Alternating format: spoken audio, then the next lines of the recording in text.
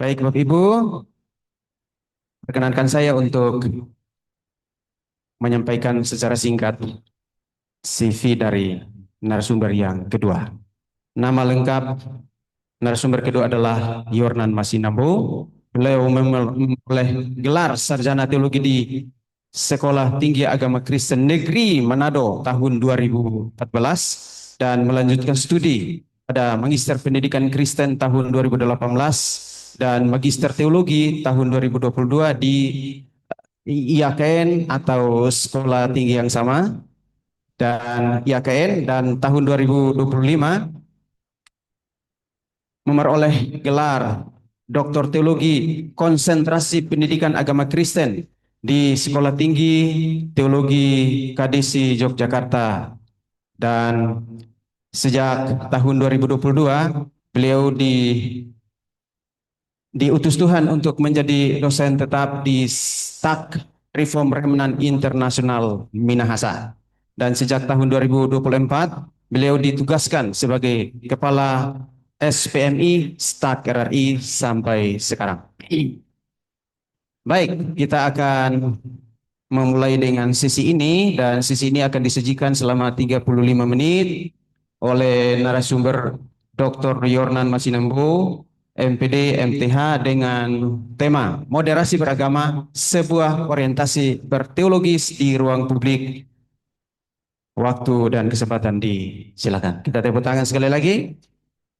Ya, Terima kasih Pak Nahor, Ner Nahor. Saya izin share screen.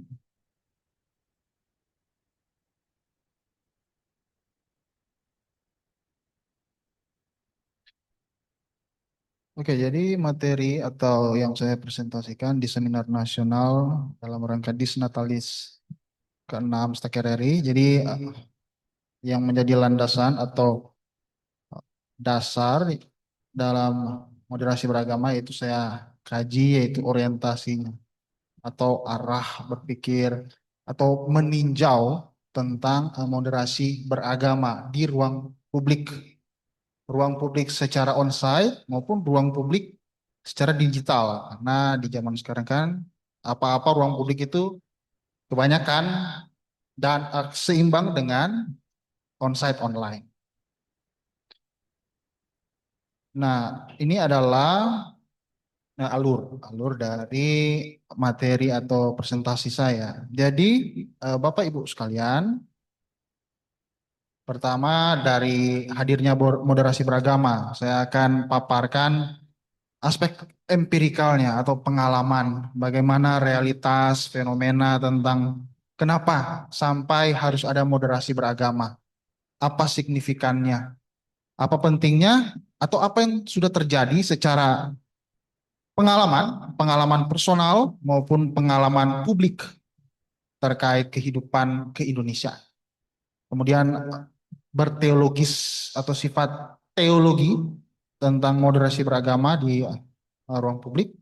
Dan pada akhirnya saya memberikan suatu usulan tentang moderasi beragama dalam dua identitas primordial kita dalam keindonesiaan, yaitu keberagaman dan kesatuan, baru kesimpulan. Nah, Bapak Ibu yang budiman, jadi moderasi beragama itu hadir dalam konteks Indonesia yang kultural, berbagai macam kultur, budaya, tetapi realitasnya Indonesia itu masyarakatnya berpikir hitam putih. Saya benar, engkau salah, engkau benar, saya salah. Jadi either or. Saya pakai istilah either or atau hitam putih. Cara berpikir hitam putih ini di dalam masyarakat membuat akhirnya kehidupan masyarakat bermasyarakat bersosialisasi ada yang hadir di dalam pemikiran ekstremis, radikalis. Dan radikalis itu berdampak pada yang namanya kekerasan dalam beragama sekalipun. Oleh karena itu, pemerintah memikirkan bagaimana agar fenomena ini lepas, makanya hadirlah moderasi beragama. Tetapi masyarakat pun di dalam beragama itu terkait kenyamanan, secure. Karena kalau beragama itu juga akan mendapatkan suatu jabatan. Beragama juga nilai-nilai politiknya akan hadir, bahkan ekonomi. Jadi agama itu dalam kehidupan masyarakat dijadikan sebagai tempat perlindungan. Kalau dalam konteks gereja ya, gereja di Sulawesi Utara misalnya, kalau mau jadi penatua itu harus orang yang banyak doi, banyak uang, pengusaha atau bahkan pejabat publik. Jadi kalau mau menjadi pejabat gereja harus pejabat publik. Kalau tidak pejabat publik mustahil atau tidak bisa untuk menjadi pejabat gereja. Bisa. Contohnya begitu. Jadi agama dalam tanda petik menjadi tempat perlindungan oleh manusia atau masyarakat. Nah, oleh karena itu di dalam pendaulan ini secara banyak itu saya buat dalam versi Word, dalam paper, tapi ini hanya ringkasannya. Jadi pertama orientasi empirikal, kita akan meninjau secara empiris, baru orientasi di ruang publik dan orientasi identitas primordial, keindonesiaan dan kultur kita sebagai dari mana asal daerah kita. Nah, hadirnya moderasi beragama. Jadi ini yang pertama. Jadi perlu ditekankan bahwa keberagaman budaya, suku, bahasa, agama bahkan itu merupakan anugerah dari Tuhan. Itu secara teologis bahwa kita yang beragam, Stak RRI yang beragam dari berbagai macam latar belakang yang berbeda, dari Ambon, dari NTT, Manado, Jawa, itu merupakan anugerah dari Tuhan.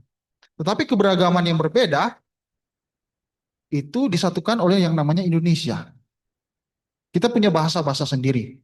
Saya misalnya bisa menggunakan bahasa Manado, Pak Eliezer menggunakan bahasa Kupang, apalagi kalau Pak Eliezer sama Pak Anhor sudah bicara bahasa daerah, wah barangkali beliau-beliau menceritakan tentang saya tidak mengerti. Tapi saya di hadapan mereka. Tetapi itu merupakan anugerah Tuhan. Oleh karena itu, pemerintah melalui Kementerian Agama sudah disinggung oleh Danik tadi, menghadirkan suatu strategi yaitu moderasi beragama. Dan moderasi beragama hadir untuk mengurangi ekstremisme dari orang-orang yang beragama secara radikal. Itu dasar dalil dari kenapa hadir itu namanya moderasi beragama. Nah, jadi moderasi beragama itu melawan pertama ekstremisme. Baru moderasi beragama itu melawan radikalisme. Dan moderasi beragama juga against mayoritarianisme. Jadi agama-agama yang mayor, agama-agama yang mayor yang merasa punya kuasa menekan agama-agama minor, dan agama-agama mayor ini terkadang eh, nyebelin. Jadi agama-agama mayor kadangkala nyebelin dan ingin menganggap agama-agama minor harus di dibasmi dalam tanda petik ya secara pemikiran radikal. Jadi yang saya utarakan juga either or, hitam putih, atau berpikir ini atau itu, ini atau itu. Itu yang dilawan dalam tanda petik oleh moderasi beragama. Oleh karena itu lahirlah di dalam kehidupan masyarakat ada yang namanya toleran, yaitu kita menghargai, membolehkan pendapat, walaupun kecenderungan pendapat itu berbeda. Dan ada juga yang intoleran, yaitu menolak sesama dan merasa paling benar. Nah, praktik intoleran itu hadir melalui dalam komunitas agama bermasyarakat, misalnya pelarangan ibadah. Itu barangkali teman-teman yang berada di Jawa atau di Bekasi, barangkali bisa eh, pernah mengalami atau pernah melihat gejala itu pelarangan ibadah, intimidasi, pengusiran, perusakan tempat ibadah rumah dan ibadah atau rumah doa. Misalnya kayak eh, kebaktian tahun baru dari STEMI, Stephen Tong Evangelistic Ministry International di Bandung lagi-lagi di Jawa Barat. Jawa Barat tingkat toleransinya kurang itu barangkali ada riset tentang itu. Jadi lagi mau ibadah, lagi mau ibadah, berdoa, tapi tiba-tiba ada mas-mas masuk, mas-mas masuk, pakai peci terus sok-sok ngusir. Itu kan nyebelin ya. Tapi kan namanya juga agama Kristen, kasih, menekan kasih. Coba kalau agama Kristen nggak menekankan kasih. Oh, orang Manado bilang tak semua pukul pangan. Begitu. Jadi realitas toleran dan intoleran kita alami maupun kita lihat gejalanya. Nah, oleh karena itu kita mengingat juga memori kolektif tentang kekerasan di Ambon tahun 99 2002. Konflik agama di Poso tahun 98 2001, konflik pembangunan GKI Yasmin sejak tahun 2000 dan mungkin ada konflik-konflik agama lainnya yang sangat-sangat sulit. Bahkan konflik agama itu membuat banyak korban jiwa yang meninggal. Mungkin mahasiswa dari Ambon bisa tanya Oma Opa kekerasan di Ambon itu bagaimana, bahkan menimbulkan traumatik. Nah inilah realitas konflik agama yang terjadi secara empirik.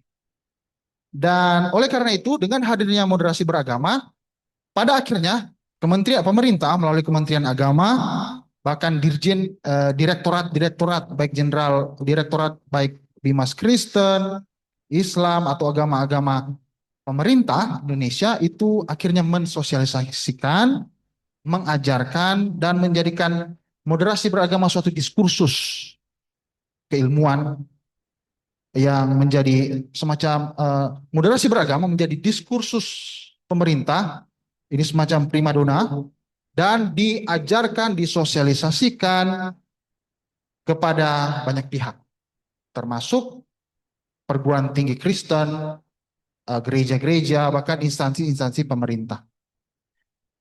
Nah, dengan adanya moderasi beragama, ini pemerintah mengharapkan terjadinya kerukunan, kemudian kesatuan, dan dengan orang-orang yang mengajarkan moderasi beragama akan tercipta pelopor-pelopor moderasi beragama yang berwawasan agama, masuk dalam konteks Kristen. Nah, ini di tahun 2024 ada sosialisasi yang disebut orientasi moderasi beragama di Sulawesi Utara ke perguruan tinggi teologi swasta, dan STAK RRI termasuk salah satu perguruan tinggi swasta di Sulawesi Utara yang diundang, dan saya dan Pak Stefanus yang hadir. Dan diundang itu adalah sekolah-sekolah tinggi teologi dari lintas denominasi, evangelikal, pentakostal, reform.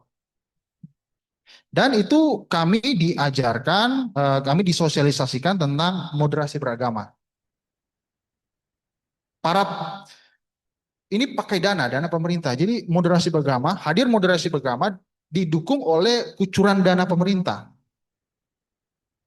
Ya lumayan, saya dan Pak Stefanus bisa makan enak gitu. Iya kan Pak Stefanus ya, nginap di hotel.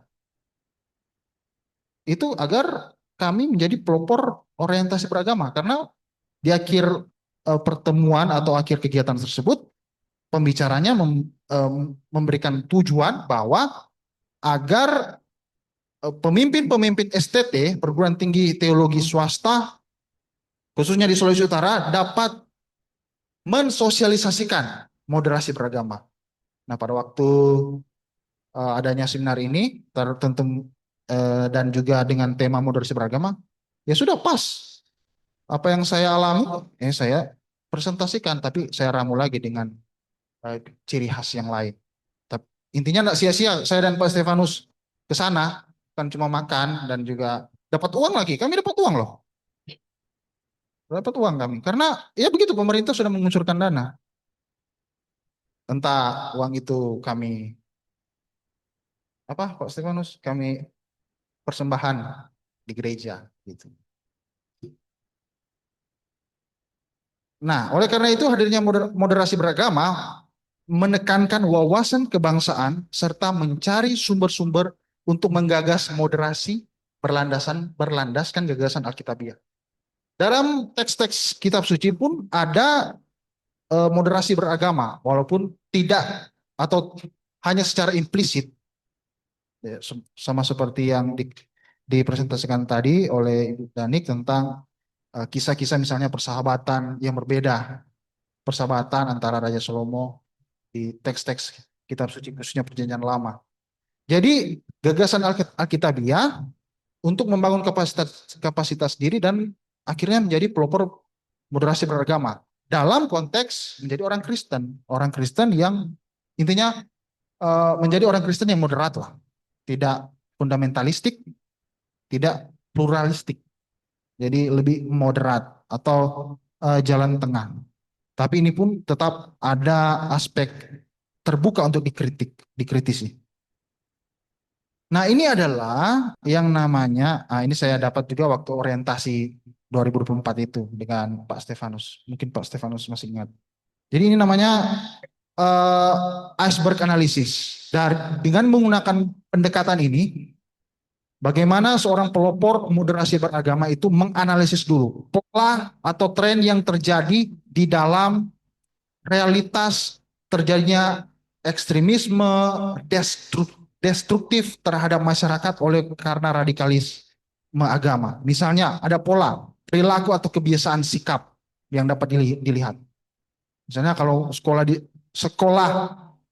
di sekolah tertentu yang menekankan suatu agama harus misalnya wajib pakai kerudung misalnya. Padahal dia non non muslim.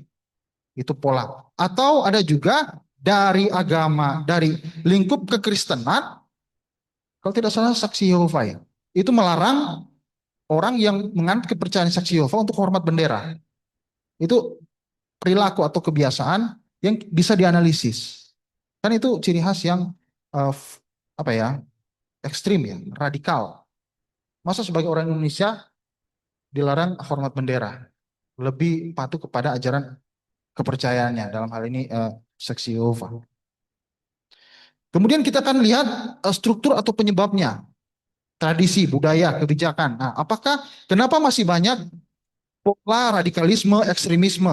Mungkin karena kebijakan pemerintah atau sistem. Kebijakan pemerintah yang masih ngaco, kebijakan pemerintah yang kurang ketat. Biasanya kan begitu. Nah, kemudian masuk ke mental model. Nah, mental model tadi juga sudah ada dari istilah teologi shalom di presentasi pertama tadi, paradigma atau perspektif keyakinan yang dapat mentransformasi struktur penyebab yang di sebelah kiri. Dan misalnya pendidikan shalom atau teologi shalom itu akhirnya harus didesain, harus ada implikasinya, harus ada kejelasan bagaimana ini dapat mentransformasi kebijakan atau program-program pemerintah yang mendasarkan teologi shalom itu tadi. Atau nanti di Pak Eliezer implementasi misi Kristen. Implikasi misi Kristen yang masuk ke dalam desain atau kebijakan pemerintah agar mengurangi radikalisme agama. Nah, ini biasanya para pelopor atau moderat, teolog-teolog moderat menggunakan iceberg analisis ini untuk menjelaskan tentang moderasi beragama dan realitas yang terjadi di masyarakat. Nah, orientasi di ruang publik. Nah, orientasi dalam moderasi beragama secara teologis adalah mendorong atau mengejawantahkan kekristenan di ruang publik secara moderat.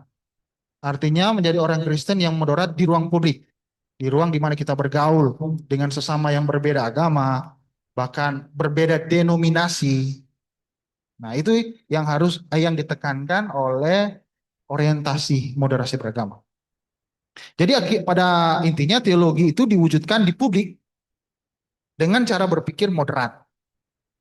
Tidak fundamentalisme, tidak pluralisme. Jadi lebih tekankan bagaimana peran Bapak Ibu, saudara sekalian sebagai orang Kristen, teolog, hamba Tuhan, pengusaha Kristen, politisi Kristen, perannya itu apa di ruang publik? Karena ruang publik itu adalah arena diskursif para warga. Ruang publik itu adalah ruang yang otonom, itu netral. Dan ruang publik itu tidak mudah untuk diintervensi oleh kekuasaan politis, dogmatis, dan ekonomis. Ya, kalau dalam yang relevan itu ruang publik digital ya. Kalian upload status di WA, oh no no no, di TikTok, di X atau di Threads Instagram. Nah, baru-baru ini misalnya ya, misalnya fenomena atau realitas kasus ijazah Jokowi, Presiden ke-7. Dan karena kasus ijazah Jokowi ada dua kubu di ruang publik itu hadir, yang kontra atau yang menuntut menuntut, ayo dong, kan Presiden Jokowi adalah pejabat publik, jadi diri personal Jokowi adalah juga milik publik karena presiden. Tapi pendukungnya atau buser-buser, istilah orang yang kontra dengan Pak Jokowi, itu bilang tidak, oh nggak perlu, kan sudah ada bukti-bukti, gitu. Nah, ada juga yang terbaru terkini, Menteri Agama. Menteri Agama itu dikritisi menghadiri suatu acara di Sulawesi Selatan, Sulawesi Barat, pakai jet pribadi terkait adanya gratifikasi. Nah, paling seru tuh kalau teman-teman lihat ya, lihat terus di kolom komentar itu pasti banyak netizen. Siapa yang paling banyak follower di sini? Siapa? Pak Alvin. Pak Alvin banyak follower ya, 200K. Misalnya Pak Alvin, 200K. Followersnya banyak. Terus Pak Alvin memposting suatu postingan yang menimbulkan apa ya, kontroversi kayak selebritis begitulah. Oh, Pak Alvin buat konten tentang teologi Kristen, tetapi menimbulkan kegundahan. Nah, di situ di ruang publik itu muncul lovers Pak Alvin, fans Pak Alvin, tapi ada juga buser Pak Alvin. Misalnya Pak Stefanus nggak suka Pak Alvin karena nggak traktir. Terus Pak Stefanus itu sewa buzzer. Nah, itu bisa terjadi di ruang publik. Buzzer ya, saya pakai istilah buzzer, buzzer. Jadi itu harus netral. Itu ruang publik itu netral. Tergantung bagaimana masyarakat berkomunikasi lewat ruang publik itu. Begitu juga dengan moderasi beragama, begitu juga dengan agama-agama yang radikal maupun moderat, itu ruang publik itu apa namanya tadi, netral, otonom, tidak di tidak diintervensi oleh aspek politis, dogmatis dan ekonomis. Kemudian jadi agama termasuk Kristen itu dengan wawasan moderat mesti mengintervensi ruang publik. Ya, kalau ada agama yang radikal atau memberikan suatu ucapan-ucapan yang tidak baik di ruang publik, agama Kristen juga harus tidak boleh kalah untuk mengintervensi ruang publik dengan teologi-teologi yang benar, dengan teologi-teologi yang menghadirkan institusi moral. Jadi moderasi beragama sebenarnya berfungsi menyediakan landasan moral teologis, dan moderasi beragama mendorong kesadaran religius yang moderat agar kita semua dapat membangun yang namanya solidaritas di ruang publik. Nah, ini karena di dalam zaman sekarang reformasi atau pasca Orde Baru, di pasca Orde Baru itu daya destruktif agama meluap karena ideologi religius bersifat totaliter. Ada yang namanya, ya, ada foto Presiden Soeharto senyum, terus apa ya bahasa Jawa? Piye kabare? Enak zamanku toh, piye kabare. Jadi seolah-olah di Orde Baru itu agama-agama yang radikal itu tidak muncul atau sembunyi. Nah, justru pasca reformasi atau reformasi 98 sampai sekarang muncul ini agama-agama yang destruktif, pakai sorban-sorban tapi merusak dan bersifat totaliter. Itu muncul di reformasi. Jadi ideologi religius bersifat fundamentalisme, kebencian terhadap siapa saja yang dianggap kafir, sesat, sekuler, duniawi, Dan itu hadir lewat misalnya aksi terorisme, bom, dan mengakibatkan banyak yang meninggal. Kaum ideolog agamis mau menyeragamkan masyarakat sesuai ideologi mereka. Mari kita menomorsatukan agama tertentu dan semua masyarakat Indonesia harus ikut agama tertentu itu. Dan ini disebut totalitarianisme dalam kehidupan beragama. Dari moderasi beragama secara teologis perlu menjadikan ruang publik sebagai ruang bersama bagi seluruh masyarakat majemuk agar kelompok garis keras yang destruktif merusak itu, yang destruktif dengan menggunakan kekerasan itu tidak lagi hadir sebenarnya. Dan agar masyarakat Indonesia mendapatkan ruang kebebasan berpendapat dan berekspresi. Tentunya dengan prinsip-prinsip etis. Cara menghadapi, jadi mesti dibangun dengan cara orientasi yang biasa dulu itu namanya dialog antaragama, tapi sudah mulai ditinggalkan dan muncul teologi yang baru, yaitu teologi hospitalitas, teologi yang keramah tamahan, seperti kita menyambut tamu di rumah kita, seperti Stak RRI menyambut banyak tamu, itu hospitalitas, dan teologi persahabatan, teologi yang bersahabat, friendship of theology. Jadi teologi semacam ini dibangun dan menjadi orientasi berteologi saat ini. Jadi menjadi pelopor moderat dalam moderasi beragama mesti dilandasi oleh cinta kasih sahabat. Mengenal, menghargai, mengasihi, serta bersahabat dengan masyarakat. Baik secara komunitas maupun personal. Andar Ismail dalam bukunya, dalam penulis buku seri Selamat, dalam bukunya Selamat Meng-Indonesia, dia bilang, kita diterima oleh Kristus supaya kita bisa menerima diri sendiri, agar kita bisa menerima orang lain. Kita bisa menerima orang lain supaya orang lain itu bisa menerima dirinya sendiri dan menerima orang yang lain lagi. Sebagaimana Kristus menerima kita, begitulah kita menerima orang lain, tulis Paulus. Sebab itu terimalah satu sama lain, sama seperti Kristus juga telah menerima kita. Itulah sebenarnya dasar teologis dari saling menerima dalam kebinekaan. Jadi persahabatan ini dapat juga menjadi tema teologis selanjutan dalam hikmat cinta kasih persekutuan Allah Trinitas dalam tradisi Kristen. Itu kata Andar Ismail tentang persahabatan. Nah, kemudian ketiga, dua identitas dalam keindonesiaan, keberagaman dan kesatuan. Masing-masing kita ada yang namanya identitas primordial. Manusia Indonesia sebelum kemerdekaan itu adalah berbeda karena berbeda suku. Ada Ambon, Manado, Jawa, Toraja, Papua, Batak, NTT, dan sebagainya. Ini sebelum Indonesia merdeka, tahun 45. Kita berbeda semua, karena ada kerajaan-kerajaan. Dan bahkan beragama pun, mayoritas kita Kristen Barat, Kristen tradisi Barat. Baik dari Amerika maupun Eropa. Injili, Reform, dan lain sebagainya, Metodis. Ada juga Islam mengikuti Islam tradisi Arab, Buddha tradisi Asia Timur dan lain sebagainya. Ini adalah identitas primordial yang beragam. Tetapi bagaimana agar kita menjadi orang Indonesia yang Kristen atau keindonesiaan yang Kristiani, bukan mengikut kekristenan Barat. Jadi kita harus beragama atau bergereja dengan cita rasa Indonesia. Yang saya bilang tadi ada namanya pra-Indonesia, yaitu pra-Indonesia. Pak Eliezer itu orang NTT, saya orang Minahasa. Itu kita berbeda. Indonesia tahun 45. Tapi setelah tahun 45 hingga sekarang, kita adalah saudara di dalam kesatuan keindonesiaan, Indonesia.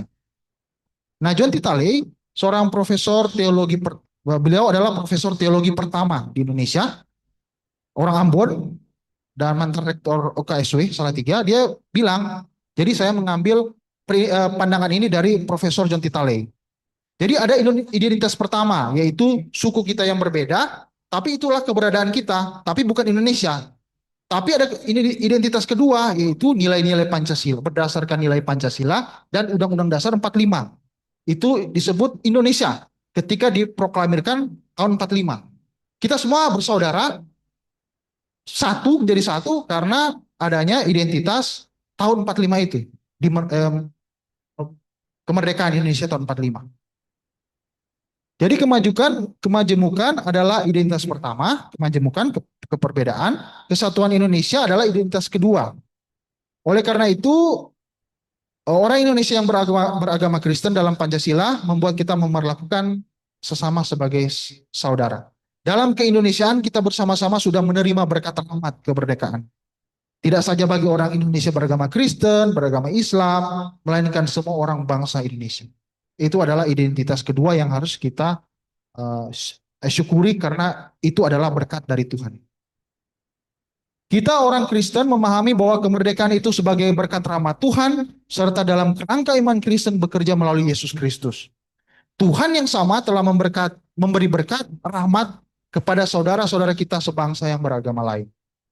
Pada akhirnya sikap beragama mesti mindful, paradigmatif atau lebih terbuka walaupun secara kritis, dan mengatasi prasangka dengan sesama beragama. Oleh karena itu kita perlu self-reflection. Menjadi Kristen, kita harus menjadi Kristen dengan cita rasa Indonesia dalam lingkup moderasi beragama. Kesimpulan, dasar orientasi berteologis moderasi beragama itu kenapa ada moderasi beragama? Karena adanya agama radikalisme dan juga ekstremisme, mayoritarianisme yang merusak fasilitas. Itu kan jengkelin begitu. Kemudian ada juga kemudian agama yang dipelopori orang-orang moderat mesti hadir di ruang publik.